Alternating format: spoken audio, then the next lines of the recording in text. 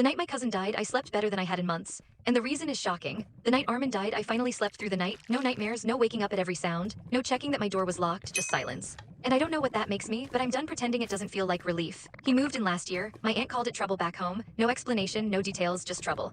And somehow that trouble became a permanent guest in our house. He was 22, I was 17. Nobody asked me how I felt about that. At first it was comments. You've gotten taller. You really shouldn't wear that around the house. Small things, the kind you almost convince yourself you imagined. Then it got closer, standing too near, a hand on my shoulder that stayed too long. Always when no one else was in the room. Always with that same calm look on his face, like he knew exactly what he was doing. I told my mom, she laughed. He's family, don't be dramatic. My dad didn't even look up from his phone. And the second Armin figured out nobody believed me, something shifted in him. He stopped being careful. He started cornering me in the kitchen, whispering things like, no one's going to choose you over me, and you're the difficult one here. Don't forget that. He said it so quietly, so casually, like it was just a fact. Meanwhile, my whole family was obsessed with him. My brother called him the cool one. My parents trusted him with everything. He drove them around, fixed things, played the perfect guest. But behind closed doors, he was a completely different person. And I was the only one who knew it. I tried recording him once. I hid my phone in my hoodie pocket. He noticed, he grabbed my wrist hard enough that I dropped the phone, then smiled like it was funny. Trying to be smart, then he leaned in close. You're digging your own grave. After that, I stopped trying to prove anything.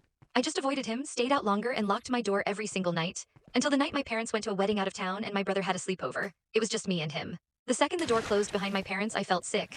Armin looked at me from the couch like he'd been waiting for exactly this moment, like he'd been counting down to it. Finally, he said. I didn't argue. I grabbed my bag and headed for the door. He stood up immediately. Where do you think you're going? Out, I said. Anywhere but here. He laughed, not loud, just wrong. You're not leaving. I didn't wait, I ran. He followed, not rushing. Just confident, like he already knew how this ended. I cut through the back alley. It was dark, uneven ground, broken pavement. I slipped. My ankle twisted and I went down hard. He was right there. He grabbed my arm and yanked me up. Done running? I panicked. I swung my bag at his face hard, just enough to break his grip. And I ran again, this time toward the main road, toward cars and lights and noise and people.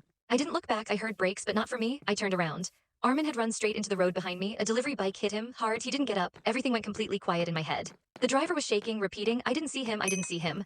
I just stood there, not crying, not screaming, just breathing. Then I walked over. Everyone thought I was checking on him. I wasn't. I leaned down close and said quietly, you lost. The police asked what happened. I told them we'd been arguing. I didn't tell them what he'd been doing for months. At the funeral, my aunt collapsed over his body. My mom kept saying he was such a good boy. I still didn't say anything. I just stood there thinking about how long I had spent being afraid in my own home. It's been 3 weeks and I sleep better now than I have in an entire year. No footsteps outside my door, no dread when the house goes quiet. My friend said, that's just trauma, it'll catch up to you. But what if it doesn't? What if the thing that slowly destroyed me was also the thing that finally set me free? Does sleeping soundly after something like that make me a monster, or does it just make me honest?